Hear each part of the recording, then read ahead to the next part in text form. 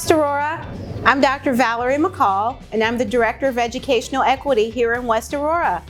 Today, I'm in the Black Hall Cafe with our very own Chef Linda, who's going to be making some pasta with us in our Cooking Together Apart Parent Leadership Series.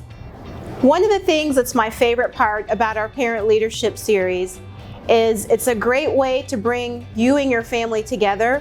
It's a great opportunity to practice following directions, to practice a little bit of science, a little bit of math, but most of all, it's a great time to make memories with your family during these times. So I'm going to get out of the way and let you have fun making some delicious pasta and sauce with Chef Linda. Take it away, Chef Linda. Thank you, Dr. McCall. Hello, everybody. I'm Linda Brennan, and I'm the teacher at West Aurora High School. I teach the restaurant program called the Black Hawk Cafe. Today, we're going to be talking about one of my favorite foods, pasta and sauce. This could not be easier. There are simple ingredients with homemade pasta. You're talking about 4 ingredients, right? Flour, egg, salt, and olive oil. If you have a food processor is so handy to have. I'm gonna choose to make this by hand. Just for those of you that don't have a food processor, I wanna show that you can do this without the machines and that sort of thing. You can do it. However, if you do have a food processor, the directions in your recipe does have you using that. It is a handy thing to have. The dough will come together very quickly, but once the dough is together, we're gonna be doing basically the same thing. So it works both ways. So we're gonna start with our flour in our bowl. I'm going to use a fork and I'm just going to make a well in the flour. So I'm gonna move it around. If you wanted to make pasta, and if you have made pasta in the past, you're more than welcome to do it on the counter.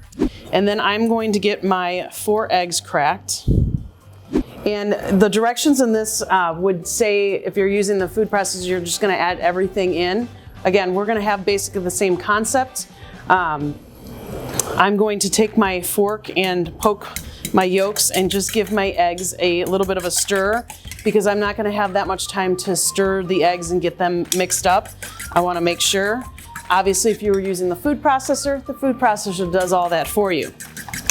So just a little quick stir. Now we know we've got our eggs all done, and now we need to get our salt and our olive oil. Obviously, our salt in this is gonna do one thing. It's gonna give our pasta flavor, right? Flour doesn't really have too much flavor. Egg has a little bit of flavor, but the salt is gonna heighten the flavors of everything that we're putting in this. Our olive oil is gonna have 2 purposes in this. So olive oil does have some flavor. It's not like a super strong flavor, but it does have a distinct flavor to it, so it's gonna offer that to it, as well as olive oil is a fat, so that's gonna add a nice texture to our pasta. So we'll put that in there. And then we're gonna add our eggs, and we're gonna slowly start to incorporate our flour mixture together. And you don't wanna like toss this. You just wanna kinda go around the inside, slowly incorporate the flour into the egg, allow the egg to start to absorb it. You don't wanna overwhelm the dough. Give it the time it needs to add that flour. Now I measured exactly 2.5 cups of flour, and then I kept a little extra just in case it's a little tacky. And I am gonna switch to my fingers and start to incorporate this, because it's just getting stuck to my fork, and that's not what I want. So we're gonna start to work the dough and incorporate the flour. Again, if you're doing this method, it might look like there's too much flour. Give it time. Keep working the dough. The inside of the dough is very sticky and needs a couple minutes to kind of absorb all of that. So before you start panicking and adding water and stuff to this to get all the flour to add, wait. And I am actually gonna switch from the bowl to my countertop to knead. So we're gonna finish kneading this, and then in your recipe, you'll see that it says to let it rest. It's really important that you let the dough rest. We're gonna clean up from this and make our sauce while our dough rests. So it works out perfectly. To let the dough rest, I'm gonna put it in a Ziploc bag. Pasta dough dries out very quickly, so you wanna make sure that you keep it covered. If you don't have a Ziploc bag, wrap it in a towel or something like that, but don't just let it sit out because it will dry out and then it's even harder to roll out. So I'm gonna put it in a Ziploc, keep it from the air, and then we'll get back to that in just a couple minutes.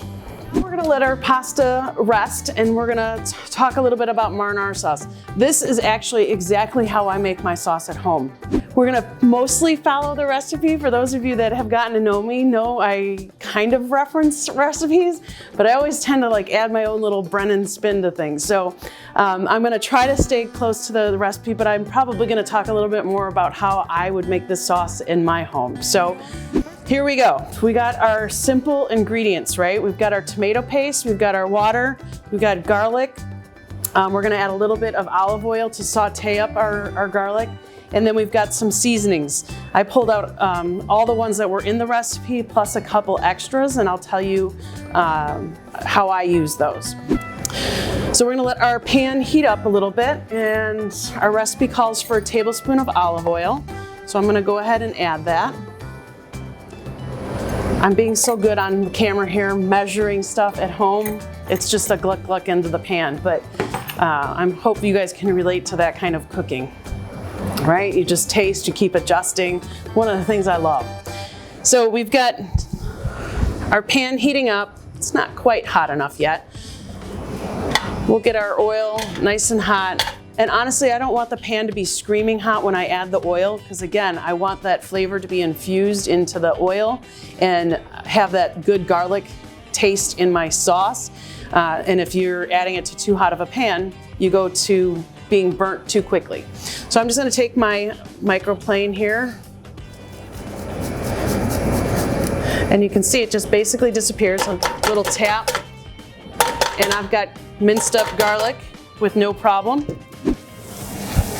And my garlic is cooked enough. So garlic only takes 30 seconds to a minute. It should be very fragrant. Once it's fragrant, it is cooked. So I'm gonna go ahead and get my tomato paste in there to make sure that I don't burn it. All right, so my tomato paste is cooking. You can smell it. Not only does the smell different, but the color darkens just a little bit. So that's what we wanna do. And then I'm gonna get my water in. For this recipe, this was the measured amount. If you want a thicker sauce, pull back on the water a little bit. If you want it to be a little thinner, add a little bit more water. The nice thing about this kind of recipe is it's very forgiving. So if it ends up being too watery, just cook it down more. It'll cook back down to the thickness that you would like. And then if it gets too thick, add a little water. So sauce is very forgiving. And so we're gonna smush that around, get it all added. And then while that is heating up, I'm gonna go towards my spices. So the recipe calls for Italian seasoning. Here at the Black Hawk, we don't really buy pre-made stuff. So Italian seasoning is usually a blend of oregano, basil, maybe some thyme, and it's already blended together. So I just have my oregano and basil out.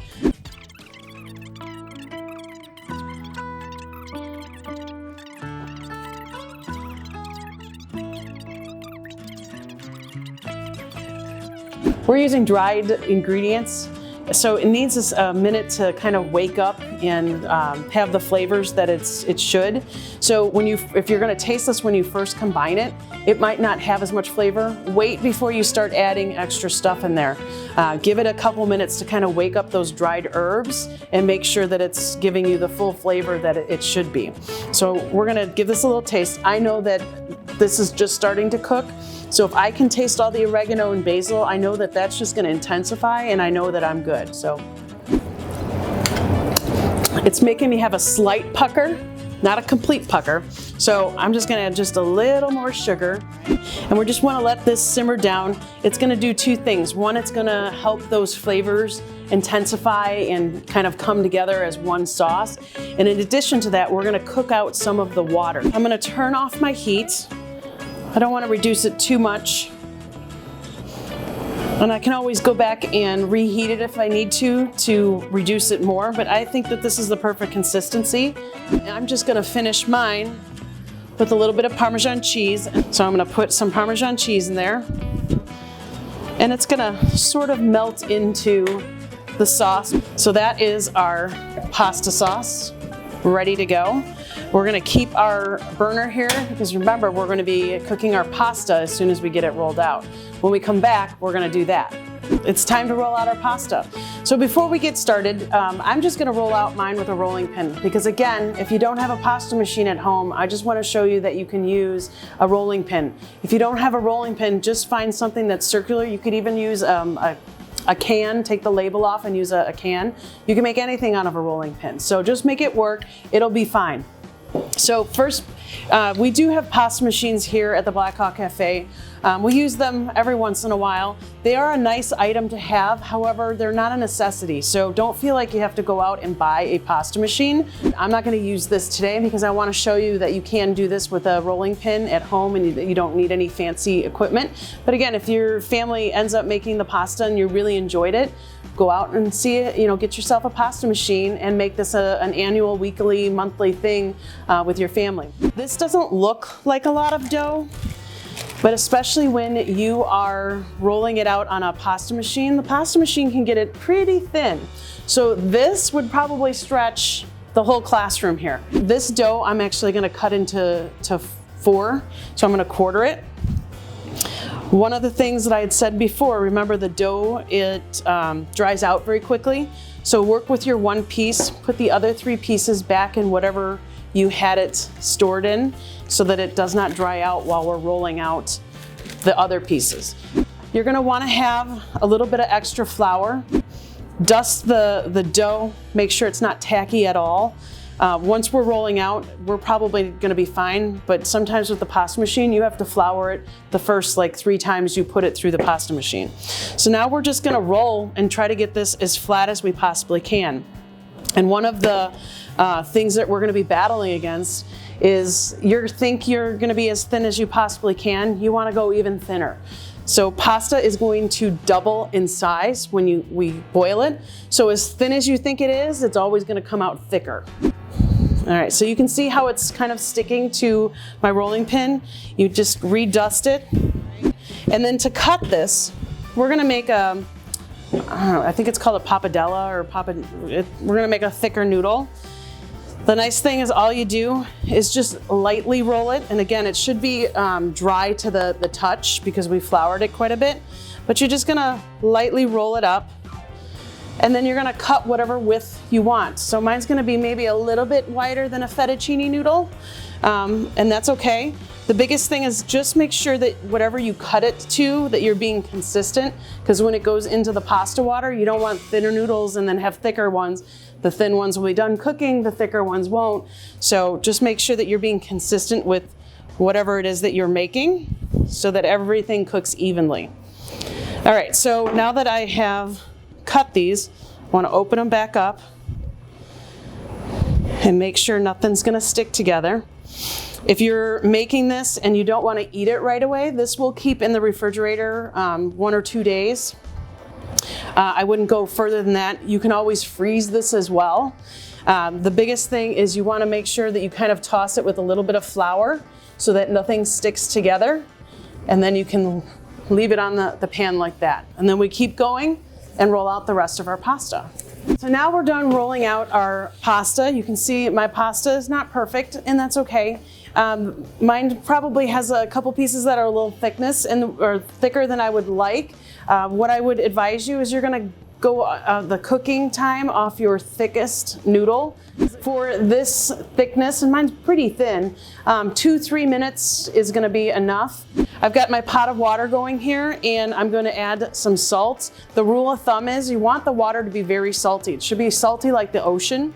You always wanna make sure you're adding the pasta to boiling water. If the water is not boiling, all it does is make your pasta gummy. I want to talk about the term al dente. Al dente means to the tooth. It means that the noodle still has a little bit of integrity in the inside of it, and so it has a little resistance to your tooth. Not crunchy, just a little resistance. So that's what we're going for. My pasta is finally back up a boil.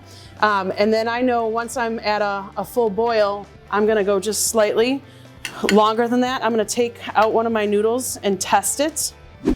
But I wanna see if it has a little bit of that texture, and it does. So I don't wanna overcook it. Again, it should have a little integrity left in the noodle and kind of lay against your tooth a little bit. So I'm just gonna grab some of my pasta and get it out of there. For my plating, I'm going to put some of my noodles on my plate. And if you give them a little twist, they sit a little bit nicer. And then we're going to ladle on some of our sauce that we made.